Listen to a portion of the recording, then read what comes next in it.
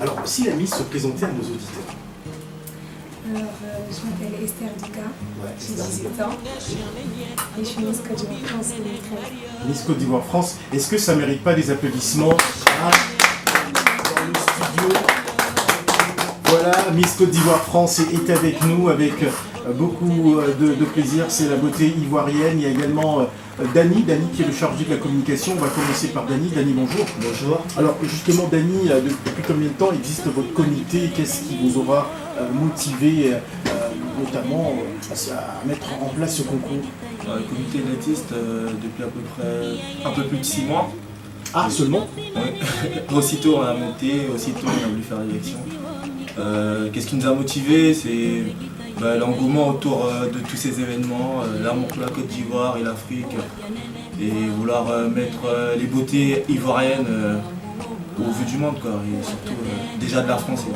Alors, il y a une particularité à travers votre comité, c'est que vous êtes tous jeunes quand même, de voir tous ces jeunes-là se rassembler, cette diaspora ivoirienne jeune, de se mettre derrière un aussi beau projet. Comment ça se passe entre vous?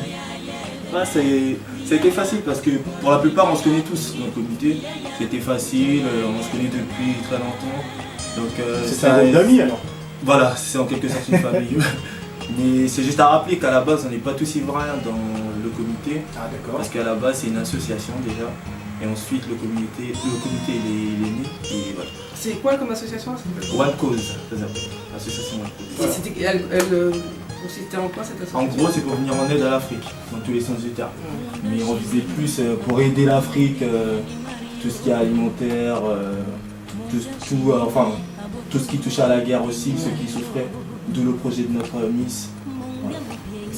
C'est pas compliqué de travailler avec des gens qui ne sont pas ivoiriens pour une élection. Pour l'association, ça ne pose pas de problème, bien sûr, mais quand ça touche au pays, c'est pas compliqué. Non, parce qu'en fait, à la base, la politique de notre association, c'est vraiment le rassemblement, unir l'Afrique.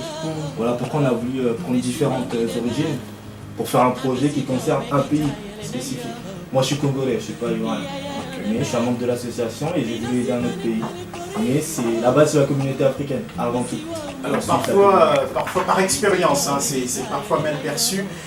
Par exemple, le comité Miss RDC qui voyait pas toujours d'un bon oeil que ce soit une Sénégalaise qui s'occupait à l'époque, je me rappelle, de la communication du concours Miss RDC, on disait, elle n'est pas congolaise, comment elle va parler?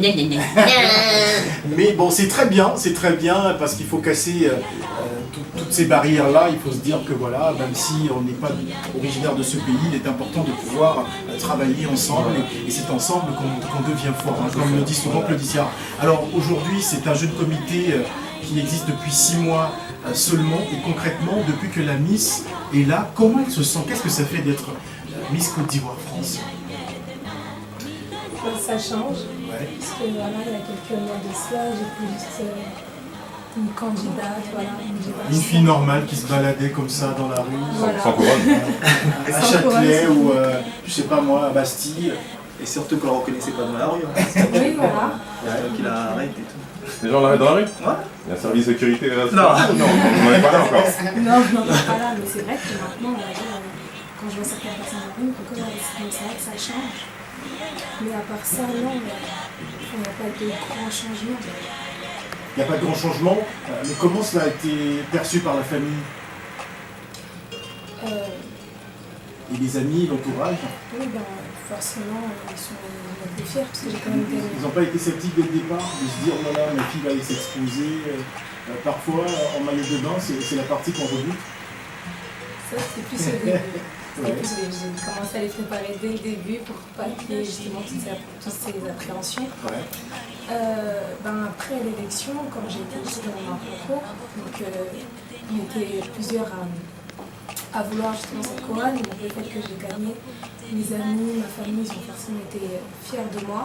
Donc il n'y a pas eu de problème. Les appréhensions, c'est plus au début. Ok, alors nous allons parler notamment de ta participation, comment tu t'es préparé, quel était le sujet, hein, parce que je sais que pour chaque concours de Miss, il faut toujours présenter un projet. On va parler de cela juste après avoir écouté Kim et Warren dans quelques instants, Kim et Marvin, autant pour moi. Restez avec nous.